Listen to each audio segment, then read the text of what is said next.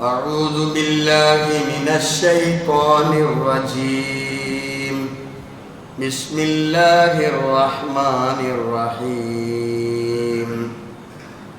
ألم يئن للذين آمنوا أن تخشع قلوبهم لذكر الله وما نزل من الحق ولا يكونوا كالذين أوتوا الكتاب من قبل فطال عليهم الأمد فقست قلوبهم وكثير منهم فاسقون. ബഹുമാന്യരായ സത്യവിശ്വാസികളെ, വിശ്വാസിനികളെ, ലോകരക്ഷിതാവായ റബ്ബ് സുബ്ഹാനഹു വ തആലയുടെ നിയമങ്ങളും അവൻ്റെ വിധിവിലക്കുകളും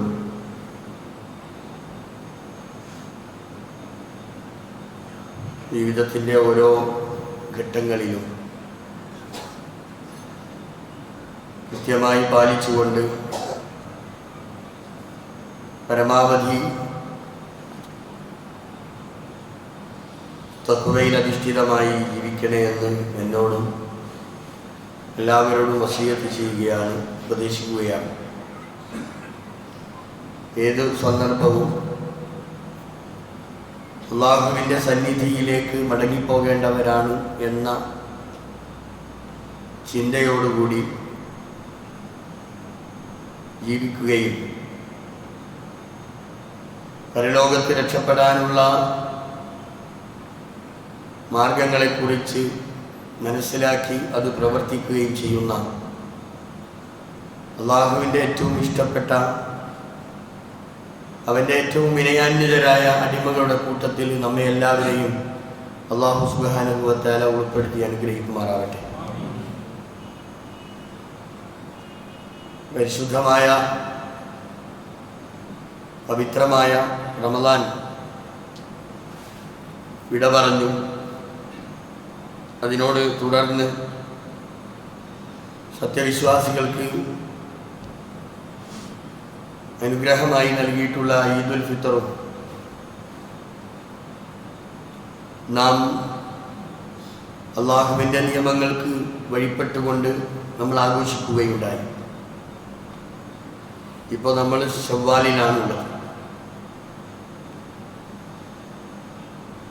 സത്യവിശ്വാസികളെ സംബന്ധിച്ചിടത്തോളം പ്രത്യേകിച്ച് ഒരു കർമ്മം കഴിയുമ്പോൾ തുടർന്നു വരുന്ന കർമ്മങ്ങളിലേക്ക് അല്ലെങ്കിൽ തുടർന്നു വരുന്ന നാളുകൾ കഴിഞ്ഞ കാലങ്ങളിൽ നമ്മൾ നേടിയെടുത്ത കാര്യങ്ങൾ, നമ്മൾ ശീലിച്ചെടുത്ത ഒരുപാട് നല്ല ശീലങ്ങളുണ്ട്. റമളാനിൽ അങ്ങനെയായിരുന്നു. നമ്മൾ അത്താഴ സമയത്ത് നമ്മൾ കൃത്യമായി അത്താഴം കഴിക്കുകയും അത് കഴിഞ്ഞ് സുബ്ഹ് ജമാഅത്തായി നമസ്കരിച്ചു. കുറേ സമയം അള്ളാഹുവിൻ്റെ വേദഗ്രന്ഥം പാരായണം ചെയ്ത് പ്രാർത്ഥനകളിൽ മുഴുകി. അത് കഴിഞ്ഞ് വരുന്ന ഓരോ നമസ്കാരങ്ങളും ജമാഅത്തായി തന്നെ നമസ്കരിക്കാനുള്ള നമ്മുടെ ഒരു താല്പര്യമുണ്ടായിരുന്നു. വല്ലാത്ത ഒരനുഭൂതി, വല്ലാത്ത ഒരാവേശം ആ റമളാൻ മാസം അങ്ങനെയായിരുന്നു. ഖുർആൻ പറയുന്നത് വൈദാ ഫറഗ്ത ഫൻസബ്, വൈദാ ഫറഗ്ത ഫൻസബ്, ഒരു ജോലിയിൽ നിന്ന് വിരമിച്ച് അത് അവസാനിക്കുകയല്ല. കുറേ കർമ്മങ്ങൾ ചെയ്തുകൊണ്ട് അതോടുകൂടി ഇവിടെ ഫുൾ സ്റ്റോപ്പ് ഇട്ടുകൊണ്ട് നമ്മൾ മറ്റൊരു തലത്തിലേക്ക് നീങ്ങിപ്പോകണമെന്നല്ല ഖുർആൻ ആവശ്യപ്പെടുന്നത്. വൈദാ ഫറഗ്ത, നിങ്ങൾ ഒരു കർമ്മങ്ങളിൽ നിന്ന് വിരമിച്ചു കഴിഞ്ഞാൽ അത് പര്യവസാനം കണ്ടാൽ പിന്നെ ഫൻസബ്, മറ്റൊന്നിലേക്ക് ചേർന്ന് നിൽക്കണം. വൈലാ റബ്ബിക ഫർഗബ്, നിന്റെ റബ്ബിങ്കലേക്ക് നീ ആഗ്രഹിച്ച് അള്ളാഹുവിലേക്ക് അടുത്തു നിൽക്കണം. അവൻ്റെ സ്വർഗം ആഗ്രഹിച്ചുകൊണ്ട് സത്യവിശ്വാസികൾക്ക് നൽകിക്കൊണ്ടിരിക്കുന്ന അവൻ്റെ കാരുണ്യത്തിൻ്റെ അതിമഹത്തായ ഓരോരോ കാര്യങ്ങളിലേക്കും നമ്മൾ അങ്ങേയറ്റം ആഗ്രഹത്തോടു കൂടി നമ്മൾ അങ്ങോട്ട് അടുത്ത് നിൽക്കണം എന്നതാണ് ഖുർആൻ ആവശ്യപ്പെടുന്നത്. അള്ളാഹു നമ്മളോട് അങ്ങനെയാണ് താല്പര്യപ്പെടുന്നത്. സത്യവിശ്വാസികളെ സംബന്ധിച്ചിടത്തോളം അവർക്ക് വിശ്രമിക്കാനായിട്ടില്ല, അവർക്ക് വിശ്രമമില്ല. അവരുടെ വിശ്രമം എന്ന് പറയുന്നത് താൽക്കാലികമായ വിശ്രമമെന്ന് ഈ ദുനിയാവിൽ വിട പറയുമ്പോൾ, ഇവിടെ വെച്ച് മരണപ്പെടുമ്പോഴാണ് താൽക്കാലികമായിട്ട് നമ്മൾ ഒരു വിരാമം. പിന്നീടൊക്കെ നമ്മൾ അനുഭവിക്കുന്നത് ആ കാലയളവിൽ നമ്മൾ ചെയ്തു പോയിട്ടുള്ള പ്രവർത്തനങ്ങളുടെ തിക്തഫലങ്ങളാണ്. ശേഷം ഖബറിലും തുടർന്ന് അങ്ങോട്ടുമൊക്കെയുള്ള നമ്മുടെ ജീവിതത്തിൽ നമ്മൾ അനുഭവിക്കാൻ പോകുന്നത്. അതുകൊണ്ട് സത്യവിശ്വാസിയുടെ ഒരു ദിവസം, സത്യവിശ്വാസിയുടെ ഒരു മണിക്കൂർ, സത്യവിശ്വാസിയുടെ ഒരു നിമിഷം, അത് ഏറ്റവും വിലപ്പെട്ടതാണ്, കനപ്പെട്ടതാണ്. അതുകൊണ്ട് തന്നെയാണ് അള്ളാഹു പറയുന്നത്, നിങ്ങൾക്ക് വിരമിക്കാൻ സമയമായിട്ടില്ല. സത്യവിശ്വാസികൾക്ക് അങ്ങനെയൊന്നില്ല, ഒന്ന് കഴിഞ്ഞാൽ മറ്റൊന്ന്. ശവ്വാൽ പിറന്നു, നമ്മൾ പെരുന്നാൾ ആഘോഷിച്ചു. പിന്നെ ശവ്വാലിൽ നമ്മൾ ചെയ്യേണ്ട ചില സംഗതികളുണ്ട്, അതൊക്കെ നമ്മൾ ചെയ്യണം.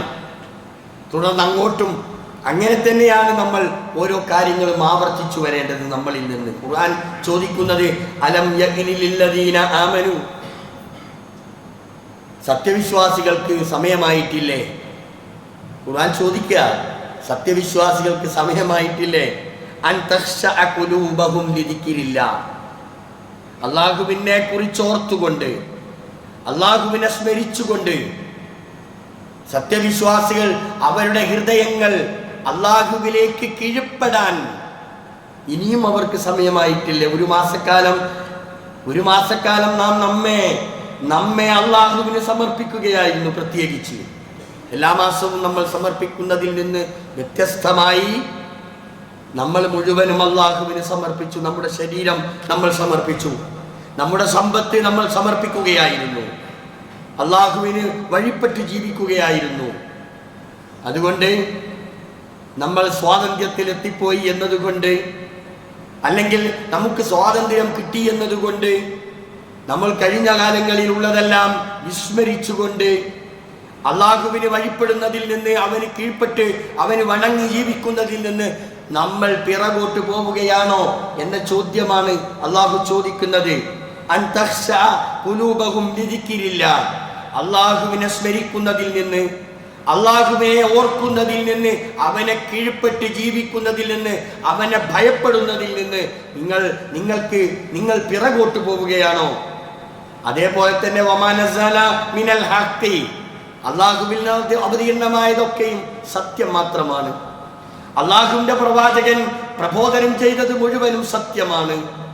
ദുനിയാവിൽ അല്ലാഹ് എങ്ങനെ ജീവിക്കണമെന്ന്, ഒരു വിശ്വാസി എങ്ങനെ ആയിരിക്കണമെന്ന്, അവന്റെ ജനനം മുതൽ അവന്റെ മരണം വരെ എങ്ങനെയാകണമെന്ന് വളരെ കൃത്യമായി നിഷ്കർഷിച്ചത് അല്ലാഹുവിന്റെ കലാം, അല്ലാഹുവിന്റെ വചനങ്ങൾ ഓതിത്തന്നുകൊണ്ട് ഈ സമൂഹത്തെ സമുദ്ധരിക്കുകയായിരുന്നു പ്രവാചകൻ.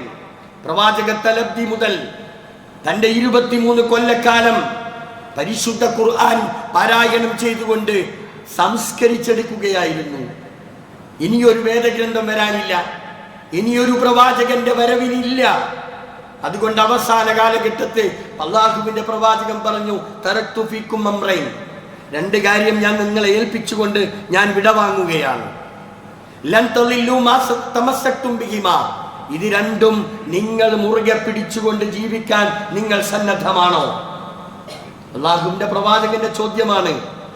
ഇനി എനിക്കിവിടെ നിൽക്കാൻ സമയമില്ല, എൻ്റെ മരണം ഞാൻ അറിയുന്നു, ഞാൻ മരണത്തോട് അടുക്കുകയാണ്, എൻ്റെ മരണ വാർത്ത ഞാൻ അറിഞ്ഞു കഴിഞ്ഞു. അതുകൊണ്ട് എനിക്ക് പറയാനുള്ളത് 2 കാര്യം ഞാൻ നിങ്ങളിൽ ഏൽപ്പിച്ചുകൊണ്ട് പോവുകയാ. അതൊരു വസീയത്താണ്. ഈ 2 കാര്യവും നിങ്ങൾ ഏൽക്കണം. നിങ്ങൾ അത് ഏറ്റെടുത്ത് നിങ്ങൾ പ്രവർത്തിക്കാൻ നിങ്ങൾ സന്നദ്ധമാണോ? എങ്കിൽ ലൻ തളില്ലു മാ തമസ്സക്തും ബിഹിമാ കിതാബല്ലാഹി വസുന്നത റസൂലിഹി, അതൊന്ന് അല്ലാഹുവിന്റെ കിതാബാണ്, ഒന്ന് ഖുർആനാണ്, 2 പ്രവാചകന്റെ ജീവിതമാണ്. പ്രവാചകന്റെ ജീവിതം ഇവിടെ സമർപ്പിച്ചു. അത് രണ്ടും നിങ്ങൾ മുറുകെ പിടിക്കാൻ സന്നദ്ധമാണോ എങ്കിൽ നിങ്ങൾ വഴി പിഴച്ചു പോവുകയില്ല. നിങ്ങൾ സന്മാർഗത്തിന്റെ പാതയിലാണ്, നിങ്ങൾ സ്വർഗത്തിന്റെ വഴിയിലൂടെയാണ് നിങ്ങൾ സഞ്ചരിക്കുക എന്ന് പ്രവാചകൻ പറഞ്ഞു. എന്നിട്ട് അള്ളാഹുവിന്റെ പ്രവാചകൻ ചോദിക്കുന്ന ഒരു ചോദ്യമുണ്ട്, ഇത് ഞാൻ നിങ്ങൾക്ക് ഏൽപ്പിച്ചു തന്നിട്ടില്ലയോ എന്ന് ലക്ഷക്കണക്കിന് വരുന്ന സഹാബികളെ മുൻനിർത്തിക്കൊണ്ട് പ്രവാചകൻ ചോദിച്ച ചോദ്യമാണ്. ഈ ദൗത്യം ഞാൻ നിങ്ങൾക്ക് ഏൽപ്പിച്ചു തന്നില്ലയോ? യെസ്, അതേ എന്ന് ഉച്ചസ്ഥലം ലക്ഷക്കണക്കിന് വരുന്ന പ്രവാചകന്മാർ സഹാബിമാർ ഒരേ സ്വരത്തിൽ ഞങ്ങൾക്ക് എത്തിച്ചു തന്നു എന്ന് സത്യം ചെയ്തുകൊണ്ട് അവരത് ഏറ്റെടുക്കുകയായിരുന്നു. അതാണ് പ്രവാചകൻ. അപ്പൊ ഇനിയൊരു പ്രവാചകന്റെ വരവില്ല, ഇനിയൊരു സത്യസന്ദേശത്തിന്റെ വരവില്ല, ഇനിയൊരു ഖുർആനിന്റെ അവതരണമില്ല. അതുകൊണ്ട് തന്നെ അള്ളാഹുവിൽ നിന്ന് പ്രവാചകൻ മുഖേന ഇറക്കിയിട്ടുള്ള സത്യത്തിന്റെ വാക്കുകൾ, സത്യത്തിന്റെ കലാമുകൾ, ആ സത്യസരണി അത് നിങ്ങൾക്ക് ഇറക്കിയിട്ടുണ്ടെങ്കിൽ അത് നിങ്ങൾക്ക് ഉൾക്കൊള്ളാൻ സമയമായിട്ടില്ലേ? ഇനിയും നിങ്ങൾ എന്തിനാണ് അമാന്തിച്ചു നിൽക്കുന്നത് എന്ന ചോദ്യമാണ് ഖുർആൻ പറയുന്നത്. വീണ്ടും ഖുർആൻ നമ്മെ ഓർമ്മപ്പെടുത്തുന്നത് വലായക്കുനു, നിങ്ങളാകാൻ പാടില്ല, ഒരിക്കലുമായി പോകരുത് കല്ലദീന, ഒരു കൂട്ടരെ പോലെ ഊത്തുൽ കിതാബ, അവർക്ക് ഗ്രന്ഥം ലഭിച്ചവരാണ്. ഗ്രന്ഥം അള്ളാഹുവിന്റെ വേദഗ്രന്ഥം ലഭിച്ച ഖുർആനിനെ പോലെ വേറെയും വേദഗ്രന്ഥങ്ങളില്ലേ? ഇഞ്ചീലുണ്ട്, സബൂറുണ്ട്, ഇല്ലേ, തൗറാത്തുണ്ട്. ഇതൊക്കെ അള്ളാഹുവിന്റെ കലാമുകൾ തന്നെയായിരുന്നു. അതൊക്കെ അവതരിപ്പിക്കപ്പെട്ട പ്രവാചകന്മാർ അവരുടെ അണികൾ ആയിപ്പോയതുപോലെ അതാ ഖുർആൻ പറയുന്നത്, വലായകൂനു, നിങ്ങൾ ഒരിക്കലും ആയി പോകരുത് കല്ലദീന ഊത്തുൽ കിതാബ മിൻ ഖബൽ, ഇതിനു മുമ്പ് വേദഗ്രന്ഥം നൽകപ്പെട്ടിട്ടുള്ള ഖൗമ് കഴിഞ്ഞു പോയിട്ടുണ്ട്, അതുപോലെ നിങ്ങളായി പോകരുത്. അവർക്ക് എന്താ സംഭവിച്ചത്? ഒരു പ്രവാചകന്റെ, നമുക്കറിയാം ലോകത്തിൽ ലക്ഷക്കണക്കിന് പ്രവാചകന്മാർ വന്നു പോയിട്ടുണ്ടെങ്കിലും പ്രബോധന വീതിയിലേക്ക് വന്നിട്ടുള്ള പ്രവാചകന്മാരുടെ എണ്ണം പരിശുദ്ധ ഖുർആൻ കൃത്യമായി ബോധ്യപ്പെടുത്തിയിട്ടുണ്ട്. 25ഓളം പ്രവാചകന്മാരുടെ പേരെടുത്ത് പറഞ്ഞിട്ടുള്ള ചരിത്രം. ഒരു പ്രവാചകന്റെ ആ കാലം കഴിയുമ്പോൾ കുറച്ച് സമയം ഒരു ഇടവേള വരുന്നുവെങ്കിൽ അപ്പോഴേക്കും ശിർക്കിന്റെ കൂത്തരങ്ങായി മാറിയ സംഭവങ്ങളാണ് ഓരോ പ്രവാചകന്മാരുടെയും ആ വരവിനിടയിൽ ഉള്ള ആ ഇടവേളയിൽ ഉണ്ടായിരുന്നത് എന്ന് നമുക്ക് കാണാൻ സാധിക്കും. ഉദാഹരണത്തിന് മൂസ അലൈഹിസ്സലാത്തു വസ്സലാമിയുടെ ചരിത്രം നമുക്കറിയാം. മൂസ അലൈഹിസ്സലാത്തു വസ്സലാം അള്ളാഹുവിന്റെ കൽപ്പന പ്രകാരം, അള്ളാഹുവിന്റെ നിർദ്ദേശപ്രകാരം തൂർ സീന പർവ്വതത്തിലേക്ക് പോകുകയും അള്ളാഹുവിൽ നിന്ന് കിട്ടുന്ന അള്ളാഹുവുമായി നേരിട്ടുള്ള ഒരു സംഭാഷണത്തിന് മൂസ അലൈഹിസ്സലാത്തു വസ്സലാമയുടെ ഒരു യാത്ര. ആ സമയത്ത് അള്ളാഹു സുബ്ഹാനഹു വ തആലയുടെ നിർദ്ദേശം, മൂസാ നബിയുടെ പ്രാർത്ഥനയും മൂസാ നബിയുടെ സംസാരവും അതിനനുസരിച്ച് അള്ളാഹുവിനോട് നൽകിയ ചോദ്യത്തിനും ഉത്തരമായി അദ്ദേഹം ഇവിടുന്ന് പോകുമ്പോൾ തന്റെ സഹോദരൻ ഹാറൂനിനെ ഏൽപ്പിച്ചിട്ടാണ് യഥാർത്ഥത്തിൽ മൂസാ നബിയുടെ യാത്രയുണ്ടാകുന്നത്. ഹാറൂനിനെ ഏൽപ്പിച്ചുകൊണ്ട് പോകുന്ന മൂസ അലൈഹിസ്സലാത്തു വസ്സലാം കുറഞ്ഞ വെറും 40ഓളം ദിവസത്തെ ഒരു ഇടവേള വന്നപ്പോഴേക്കും മൂസാ നബി അത്രയും കാലം വളർത്തിയെടുത്ത ആ സമൂഹത്തിൽ പിന്നീട് വരുന്നത് ശിർക്കിന്റെ അതിശക്തമായ ഒരു വേലിയേറ്റം തന്നെയാണ് യഥാർത്ഥത്തിൽ ആ ചുരുങ്ങിയ കാലയളവിൽ ഉണ്ടായത്. നമുക്കറിയാം ആ സംഭവം സൂറത്തു ത്വാഹയിൽ വളരെ കൃത്യമായി വിശദീകരിക്കുന്നുണ്ട്. അവസാനം ഈ മൂസ അലൈഹിസ്സലാത്തു വസ്സലാമയുടെ തിരിച്ചുവരവ്, ഫറജഅ മൂസ ഇലാ ഖൗമിഹി, മൂസ അലൈഹിസ്സലാത്തു വസ്സലാം തന്റെ ജനതയിലേക്ക് മടങ്ങി വരികയാണ്. ആ സമയത്ത് വരുന്നത് എങ്ങനെ? ഗളുബാന ആസിഫ, അങ്ങേയറ്റത്തെ വ്യാകുല ചിത്തയോടുകൂടി, അങ്ങേയറ്റത്തെ നിരാശാബോധത്തോടുകൂടി, വളരെയധികം പ്രയാസപ്പെട്ടുകൊണ്ട് മൂസ അലൈഹിസ്സലാത്തു വസ്സലാം ദേഷ്യപ്പെട്ടുകൊണ്ട് അവരിലേക്ക് തിരിച്ചു വരുന്നു. വഖാല, മൂസ നബി അലൈഹിസ്സലാത്തു വസ്സലാം ചോദിക്കുന്നു, യാ ഖൗം, എൻ്റെ ജനങ്ങളെ, അലം യഇദുക്കും റബ്ബുക്കും വഅദൻ ഹസന, ഞാൻ നിങ്ങളുടെ അടുത്ത് നിന്ന് പോകുമ്പോൾ നിങ്ങൾക്ക് നിങ്ങളുടെ റബ്ബ് വളരെ കൃത്യമായ ഒരു വഅദ, ഒരു കരാറ് നിങ്ങളുമായി ചെയ്തിരുന്നുവല്ലോ. ഞാൻ വെറുതെ പോയതല്ലല്ലോ, ഞാൻ പോയത് നിങ്ങളുടെ റബ്ബിന്റെ കൽപ്പന പ്രകാരം നിങ്ങളുടെ നേട്ടത്തിന് വേണ്ടി, നിങ്ങളുടെ പുരോഗതിക്ക് വേണ്ടിയായിരുന്നല്ലോ കുറഞ്ഞ കാലം ഞാൻ ഇവിടെ നിന്ന് മാറിപ്പോയത്. അപ്പോഴേക്കും ഇത് വളരെയധികം ദീർഘിച്ചു പോയോ? ഒരു 40 ദിവസം എന്ന് പറയുന്നത് അത് നിങ്ങൾക്ക് അതിന് മാത്രം ദീർഘമായി പോയോ? ആ മറത്തും നിങ്ങൾ ആഗ്രഹിച്ചോ, നിങ്ങൾ ഉദ്ദേശിച്ചോ റബ്ബിക്കും, നിങ്ങളെ റബ്ബിങ്കൽ നിന്ന് നിങ്ങൾക്ക് കോപമുണ്ടാകട്ടെ എന്ന് നിങ്ങൾ ആഗ്രഹിച്ചു പോയോ? അതല്ല എന്റെ കരാറിനെയൊക്കെ നിങ്ങൾ കാറ്റിൽ പറത്തി അതിനൊക്കെ എതിരിൽ പ്രവർത്തിച്ച് റബ്ബിങ്കൽ നിന്നുള്ള കോപം ഉണ്ടായിക്കോട്ടെ എന്ന് നിങ്ങൾ ആഗ്രഹിച്ചു പോയോ? എന്താ നിങ്ങൾക്കൊക്കെ സംഭവിച്ചു പോയത് എന്ന് ആര്? മൂസ അലൈഹിസ്സലാത്തു വസ്സലാം അവരോട് ചോദിക്കുന്നു. അത് മാത്രമല്ല, മൂസ അലൈഹിസ്സലാത്തു വസ്സലാം തന്റെ സഹോദരനെ അങ്ങേയറ്റത്തെ ദേഷ്യത്തോടു കൂടി തന്നെ അദ്ദേഹത്തിന്റെ താടി വലിച്ചു എന്ന് പോലും ഖുർആൻ പറയുന്നുണ്ട്. മൂസ അലൈഹിസ്സലാത്തു വസ്സലാമക്ക് അങ്ങേയറ്റത്തെ മാനസിക വിഷമം. ഈ ചുരുങ്ങിയ കാലം കൊണ്ട് ഈ സമൂഹം വഴിതെറ്റിപ്പോയത് ആലോചിച്ചിട്ട് വല്ലാത്ത മാനസികമായ വിഷമുണ്ടായി. ഹാറൂൻ പറഞ്ഞതൊന്നും ആ കൗമ് കേട്ടില്ല. ഹാറൂനിനെയൊക്കെ തട്ടം തിരിച്ച് അദ്ദേഹം പറയുന്നതിൽ നിന്നൊക്കെ വ്യതിചലിച്ചുകൊണ്ട് അവർ പുതിയ ചില തീരുമാനങ്ങളിലേക്കാണ് അവർ പോയത്. ഇതെല്ലാം കൂടി മൂസാ അലൈഹിസ്സലാത്തു വസ്സലാം അറിഞ്ഞ് തിരിച്ചു വന്നു. പെട്ടെന്ന് തന്നെ ഹാറൂനിനോട് ദേഷ്യം പിടിക്കുന്നുണ്ട്. ഏതേ രൂപത്തിൽ ഖുർആൻ പറയാ, മൂസയോട്, മൂസ അലൈഹിസ്സലാമിനോട് ബ്രദർ ഹാറൂൻ പറയുകയാ, ദേഷ്യം പിടിക്കല്ലേ, എന്റെ താടി പിടിക്കല്ലേ, എന്റെ തല പിടിക്കല്ലേ എന്ന് വളരെയധികം വിഷമത്തോടു കൂടി ഹാറൂൻ അലൈഹിസ്സലാത്തു വസ്സലാം മൂസാ നബിയോട് പറയുന്നത് ഖുർആൻ എടുത്തുദ്ധരിക്കുന്നുണ്ട്. എന്നിട്ട് മൂസ അലൈഹിസ്സലാം ചോദിക്കുകയാണ്, മൂസ അലൈഹിസ്സലാം ചോദിക്കുന്നു, യാ ഹാറൂൻ, എടോ ഹാറൂനെ, മാ മനഅക ഇത് റഅയ്തഹും ലല്ലു, അവരൊക്കെ ഇങ്ങനെ ശിർക്കിന്റെ കൂട്ടിലേക്ക് പോയപ്പോ, അവരൊക്കെ ഇങ്ങനെ വഴിതെറ്റിപ്പോയപ്പം അവരെ തടഞ്ഞു നിർത്താൻ നിനക്കെന്തുകൊണ്ട് സാധിച്ചില്ല ഹാറൂൻ എന്ന് ആര് ചോദിക്കുന്നു? മൂസ അലൈഹിസ്സലാത്തു വസ്സലാം ചോദിക്കുന്നു. ഞാനിതൊരു ഉദാഹരണം പറഞ്ഞു എന്നേ ഉള്ളൂ. ഇതുപോലെ എല്ലാ പ്രവാചകന്മാർക്കും ചെറിയ ഒരു ഇടവേള വന്നപ്പോൾ അവർ ചെയ്ത, നമുക്കറിയാം നൂഹ് നബിയുടെ ചരിത്രം, 950 കൊല്ലം പ്രബോധനം ചെയ്തിട്ട് കിട്ടിയത് വിരലിലെണ്ണാവുന്ന ആളുകൾ. നമ്മളറിയണം ഇസ്ലാമിക പ്രബോധന മേഖലകളിൽ പ്രവാചകന്മാർ അനുഭവിച്ച ത്യാഗോജ്ജലമായ അവരുടെ പരീക്ഷണങ്ങളെ കുറിച്ചൊക്കെ നമ്മൾ അറിയണം. എന്നിട്ട് കിട്ടിയ ആളുകൾ ചെറിയ ഒരു സമയം കൊണ്ട് ഇബ്ലീസ് ഇടപെട്ട് അവരെയൊക്കെ വഴിതെറ്റിച്ച് അവരെയൊക്കെ ശിർക്കിലേക്ക് കൊണ്ടുപോയി തള്ളിക്കിട്ടുക ചരിത്രമാണ് നമ്മൾക്ക് ഖുർആൻ പറഞ്ഞു തരുന്നത്, സൂചിപ്പിക്കുന്നത്. ഇവിടെ ഖുർആൻ ചോദിക്കുന്ന ഒരു ചോദ്യമുണ്ട്, നിങ്ങൾ എന്തുകൊണ്ട് നിങ്ങൾ ഒരിക്കലും തന്നെ നിങ്ങൾ ആവാഹിച്ചെടുത്ത ഈ നല്ല കാര്യങ്ങൾ ഉണ്ടല്ലോ, ഈ റമദാനിൽ നമ്മൾ നേടിയെടുത്തിട്ടുള്ള നല്ലതായ കാര്യങ്ങൾ, അതൊന്നും നിങ്ങൾ നശിപ്പിച്ചു കളയരുത്. വലായകൂനു, ഒരിക്കലും ആകരുത് കല്ലദീന, ഒരു കൂട്ടരെ പോലെ, ഊത്തുൽ കിതാബ, അവർക്കും ഗ്രന്ഥം ലഭിച്ചിട്ടുണ്ട്, മിൻ ഖബൽ, ഇതിനു മുമ്പ് അങ്ങനെ ലഭിച്ചിട്ടുള്ള ആളുകളെ പോലെ നിങ്ങളാകരുത്. ഫതാല അലൈഹിമുൽ അമദ്, കുറഞ്ഞ കാലതാമസം വന്നപ്പോഴേക്കും ഫഖസത്ത് ഖുലൂബുഹും, അവരുടെ കൽബുകൾ അങ്ങേയറ്റം എന്തായി? കസത്ത്, അതങ്ങേയറ്റം ഇടുങ്ങിയതായി പോയി, അതൊക്കെ മരവിച്ചു പോയി. അതുപോലെ തന്നെ അവർ ചെയ്ത പ്രവർത്തനങ്ങളൊക്കെ തന്നെയും കാറ്റിൽ പറത്തി കുറഞ്ഞ കാലം കൊണ്ട് അവർ വഴികെട്ടുപോയി എന്ന് ഖുർആൻ പറയുന്നു. വകസീറും മിൻഹും ഫാസിഖൂൻ, അധികം ആളുകളും ഫാസിഖീങ്ങളായിപ്പോയി, തമ്മാടികളായിപ്പോയി എന്നാണ് ഖുർആൻ പറയുന്നത്.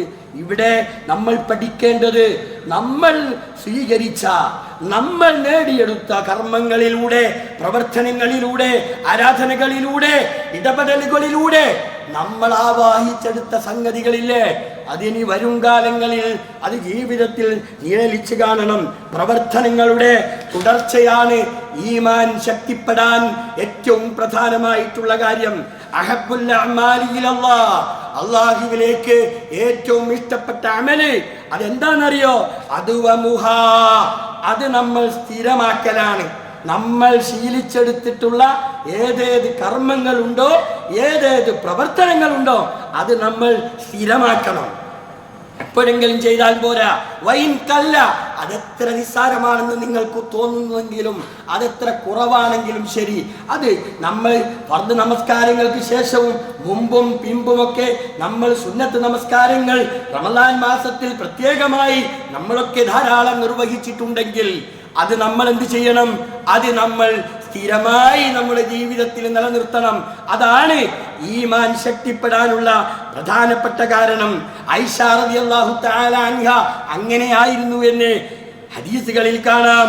വകാനത്ത് ആയിഷത റളിയല്ലാഹു തആല അൻഹ ഇദാ അമിലത്തിൽ അമലു, ഒരു പ്രവൃത്തി, ഒരു സൽക്കർമ്മം, ഒരു അമല് ആയിഷ ബിബി ചെയ്താൽ ലസിമത്തുഹു, അത് പതിവാക്കുമായിരുന്നു എന്നതാ. എപ്പോഴെങ്കിലും മാത്രം ചെയ്യുന്ന രീതിയായിരുന്നില്ല. നമ്മുടെ ഉമ്മയുടെ സ്ഥിതിയായി പറയുന്നത് നമ്മളും അങ്ങനെയാകണം. അതേപോലെ റമദാനിൽ ജമാഅത്ത് നമസ്കാരങ്ങൾക്ക് നമുക്കുണ്ടായിരുന്ന താല്പര്യം, ജമാഅത്ത് നമസ്കാരത്തിന് നമ്മൾ 5 മിനിറ്റോ 10 മിനിറ്റോ മുമ്പേ തന്നെ നമ്മൾ പള്ളിയിൽ കയറി വന്ന് നമ്മൾ തഹിയ്യത്ത് നമസ്കരിച്ചു, നമ്മൾ സുന്നത്ത് നമസ്കരിച്ചു. അതൊക്കെ നമ്മൾ സ്വീകരിച്ച നിലപാടായിരുന്നു. നമുക്കറിയാം സലാത്തുൽ ജമാഅത്തായിട്ടുള്ള നമസ്കാരം തഫ്ളുലു സലാത്തുൽ ഫർദ്, ഒറ്റയ്ക്ക് നമസ്കരിക്കുന്നതിനേക്കാളും എത്രയോ ശ്രേഷ്ഠമാണ് എന്ന് നമുക്കറിയാം. അത് ഏതുവരെ 27 ദറജ, 27 മടങ്ങ് അങ്ങേയറ്റം പ്രതിഫലാർഹമാണ് ജമാഅത്തുകൾക്ക് എന്ന് നമുക്കറിയാം. അതുകൊണ്ടാണ് നമ്മൾ ജമാഅത്ത് നമസ്കാരത്തിന് റമദാൻ മാസത്തിൽ പള്ളിയിലേക്ക് ഓടി വന്നിരുന്നത്. എല്ലാവർക്കും അറിയാമായിരുന്നു ളുഹറിന്റെ സമയം എപ്പോഴാ, അസറിന്റെ സമയം എപ്പോഴാ, മഗ്രിബ് എപ്പോഴാണ്, എല്ലാം അറിയാമായിരുന്നു. എന്തുകൊണ്ട്? നമുക്കതിൽ അങ്ങേയറ്റത്തെ താല്പര്യമായിരുന്നു. അതേപോലെ തന്നെ റമദാനിൽ നമ്മൾ രാത്രി നമസ്കരിച്ചു, അത് തറാവീഹായി നമസ്കരിച്ചോ, അതുപോലെ തന്നെ ഖിയാമുൽ ലൈൽ നമ്മൾ നമസ്കരിച്ചോ. ഇത് നിർത്താൻ സമയമായിട്ടില്ല. റമദാൻ കഴിഞ്ഞുവെങ്കിലും അടുത്ത റമദാൻ വരെയും നമ്മൾ നമസ്കരിക്കേണ്ടതാണ് ഖിയാമുൽ ലൈൽ, തഹജ്ജുദ് എന്ന് പറയുന്നത്. രാത്രി ഉറങ്ങി എഴുന്നേറ്റുകൊണ്ട് ഇരുട്ടിന്റെ യാമങ്ങളിൽ, അന്ത്യയാമങ്ങളിൽ എഴുന്നേറ്റ് നമസ്കരിച്ച് അള്ളാഹുവിനോട് ആത്മാർത്ഥമായി പ്രാർത്ഥിക്കേണ്ട സമയങ്ങളാണ്. അടുത്ത ഇനി വരുന്ന റമദാൻ വരെയും അഫ്ളലുസ്സലാത്തി ബഅദൽ ഫരീള, ഫർദ് നമസ്കാരങ്ങൾക്ക് ശേഷം ഏറ്റവും ശ്രേഷ്ഠമായ, ഏറ്റവും ഉദാത്തമായ നമസ്കാരം അതേതാണെന്നറിയുമോ? സലാത്തുൽ ലൈൽ, രാത്രിയിലെ നമസ്കാരമാണ്. അത് തഹജ്ജുദ് നമസ്കാരമാണ് എന്ന് നമ്മൾ അറിയണം. അതേപോലെ റമദാനിൽ നമ്മൾ പരിശുദ്ധ ഖുർആൻ കുറെയൊക്കെ നമ്മൾ വായിച്ചുവല്ലേ, ഖത്തം തീർത്തുവല്ലേ, എങ്കിൽ ഇഖ്റഉൽ ഖുർആന, നിങ്ങൾ ഓതണം ഖുർആൻ ഇനിയും.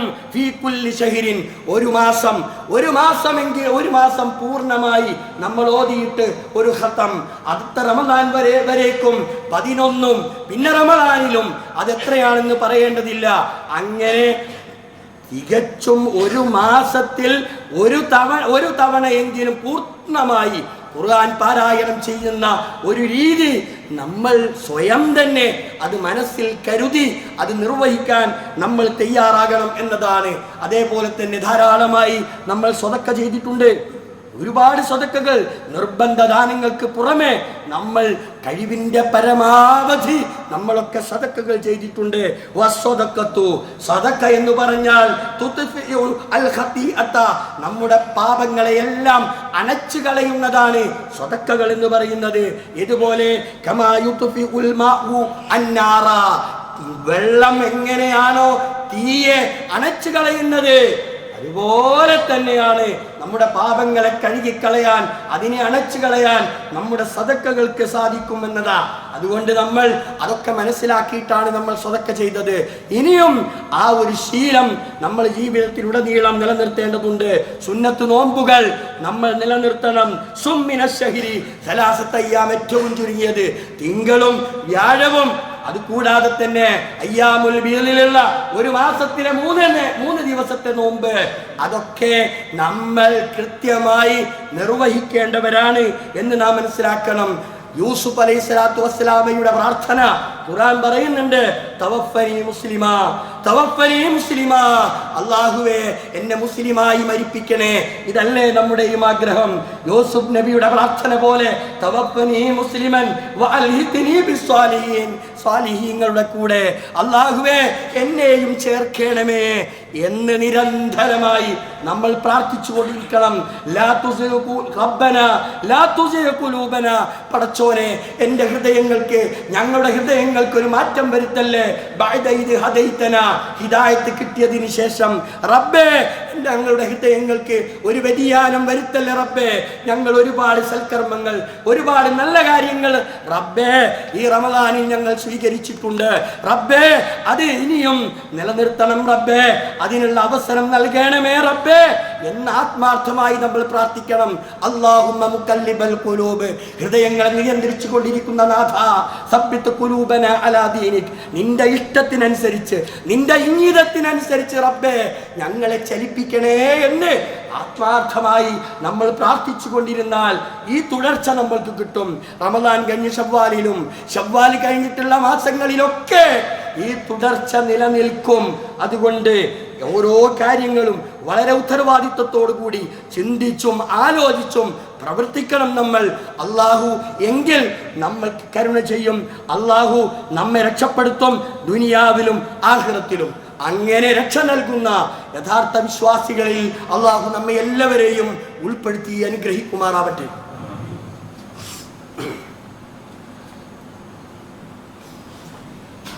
അൽഹംദുലില്ലാഹി റബ്ബിൽ ആലമീൻ വസല്ലല്ലാഹു അലൻ നബിയിൽ കരീം വഅലാ ആലിഹി വസഹ്ബിഹി അജ്മഈൻ.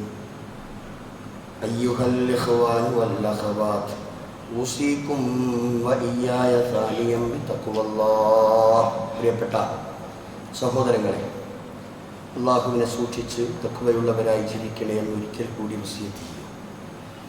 സൂറത്ത് നഹ്ലിൽ ഒരായത്ത്, വലാ തകൂനു, നിങ്ങളാവരുത്, കല്ലത്തി, ഒരു പെണ്ണിനെ പോലെ, ഒരു പെണ്ണിനെ പോലെ നിങ്ങളാകരുത്.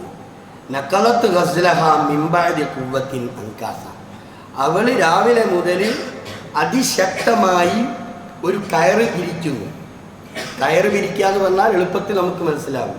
അങ്ങനെ ശക്തമായ നിലയിൽ പിരിച്ചെടുത്ത ഒരു കയറ്, ആ കയറ് പിന്നീട് നാരായണത്ത് ഭ്രാന്തന്റെ പോലെ കഥ പറഞ്ഞതുപോലെ ഉരുട്ടി ത്യാഗം ചെയ്ത് മുകളിലേക്ക് കൊണ്ടുപോയി വെച്ച ആ പാറക്കല്ല് അങ്ങനെ തന്നെ താഴോട്ട് തള്ളിവിടുമ്പോൾ അത് കണ്ട് കൈയടിച്ച് ഇങ്ങനെ ചിരിക്കുന്ന നാരായണത്ത് ഭ്രാന്തന്റെ കഥ പോലെ നിങ്ങളാവരുത് എന്നാണ് ഖുർആൻ പറയുന്നത്. ശക്തമായി പിരിച്ചെടുത്ത ഒരു കയറ്, അത് പിന്നീട് എന്ത് ചെയ്യുക, ആ പിരിച്ചെടുത്ത് മണിക്കൂറുകൾ കഷ്ടപ്പെട്ടിട്ടാവാം അത് പിരിച്ചെടുത്തിട്ടുണ്ടാകുക. അത് നിമിഷ നേരം കൊണ്ട് അത് ഇഴകളാക്കി മാറ്റുക. അങ്കാത്ത് ഇഴകളാക്കി മാറ്റുന്ന ഒരു പെണ്ണിനെ പോലെ നിങ്ങളാവരുത് എന്ന് ഖുർആൻ പറയുന്നു. നമുക്കതിൽ പാഠമുണ്ട്. നമ്മൾ ഒരു മാസം പിരിച്ചെടുത്തത് ഒരു ദിവസം കൊണ്ട് നശിപ്പിക്കരുത് എന്നാണ് ഈ പറഞ്ഞതിൻ്റെ അർത്ഥം. നമ്മൾ അങ്ങേയറ്റം കഷ്ടപ്പെട്ട് ഒരുപാട് അള്ളാഹു തആല അനുവദിച്ച പല സംഗതികളും ഒഴിവാക്കി അള്ളാഹുവിൻ്റെ തൃപ്തിയും അവൻ്റെ പൊരുത്തവും കാക്ഷിച്ചുകൊണ്ട് അതെല്ലാം നിർത്തിവെച്ച് നമ്മൾ പിരിച്ചെടുക്കുകയായിരുന്നു ഒരു മാസക്കാലം. ആ പിരിച്ചെടുത്ത സംഗതികൾ നിമിഷ നേരം കൊണ്ട് അത് തകർത്ത് തരിപ്പണമാക്കരുത് എന്നാണ് വളരെ കൃത്യമായി ഖുർആൻ നമ്മെ ബോധ്യപ്പെടുത്തുന്നത്. അതോടൊപ്പം നബി അയ്യൂബ് അൽ അൻസാരി റളിയല്ലാഹു അൻഹു അന്ന റസൂലുള്ളാഹി സ്വല്ലല്ലാഹു അലൈഹി വസല്ലം ഖാല, നബി സല്ലല്ലാഹു അലൈഹി വസല്ലം പറഞ്ഞു, മൻ സ്വാമ റമളാന, റമളാനിലെ നോമ്പ് നോറ്റ് പിന്നീട് സുമ്മ അസ്ബഹു സിത്തം മിൻ ശവ്വാൽ, പിന്നെ ശവ്വാലിൽ ഒരു 6 നോമ്പുണ്ട്. നമ്മളതിന് 6 നോമ്പെന്ന് പറയും, ബൈനോമ്പെന്ന് പറയും, ഹുർമത്ത് 6 എന്ന് പറയും.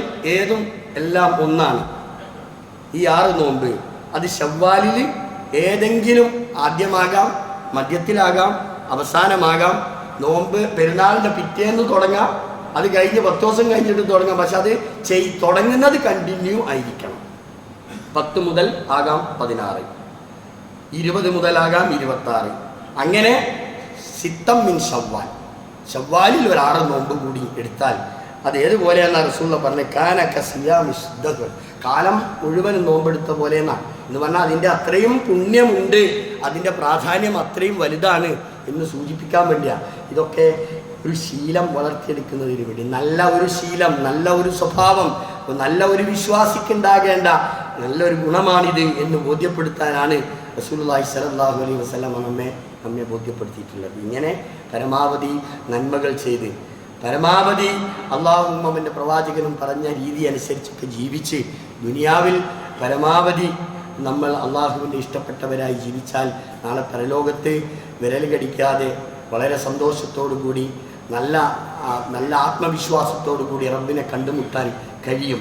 ആ ഒരു ശ്രമമാകണം നമ്മൾക്കുണ്ടാവേണ്ടത്. കാരണം മരണം നമ്മുടെയൊക്കെ മുമ്പിലാണ് ഉള്ളത്.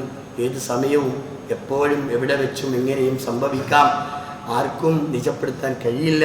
അതുകൊണ്ട് പരമാവധി നമ്മൾ ജീവിക്കുന്ന ആ കാലയളവ് അത് എത്ര കാലമാണെങ്കിലും സുഹൃതം ചെയ്ത് ജീവിക്കാൻ തയ്യാറാവുക. അള്ളാഹു നമ്മെ എല്ലാവരെയും അനുഗ്രഹിക്കുമാറാവട്ടെ. അള്ളാഹുവിൻ്റെ ഖുർആനും പ്രവാചകൻ്റെ സുന്നത്തും കൃത്യമായി ജീവിതത്തിൽ പകർത്തി ജീവിക്കുന്ന മുത്തഖികളുടെ കൂട്ടത്തിൽ നമ്മയൊക്കെ ഉൾപ്പെടുത്തി അനുഗ്രഹിക്കുമാറാവട്ടെ. ജീവിതത്തിൽ വന്നു പോകുന്ന തെറ്റുകളും കുറ്റങ്ങളുമെല്ലാം അള്ളാഹു തആല അവൻ്റെ മഹത്തായ ഫദ്ല് കൊണ്ട് അതെല്ലാം വിട്ട് പുറത്ത് മാപ്പാക്കി തരുമാറാവട്ടെ. നമ്മൾ നോമ്പനുഷ്ഠിച്ചു, പെരുന്നാൾ ആഘോഷിച്ചു, ശവ്വാലിലെ നോമ്പിൽ പ്രവേശിച്ചവരുണ്ട്, പ്രവേശിക്കാത്തവരുണ്ട്.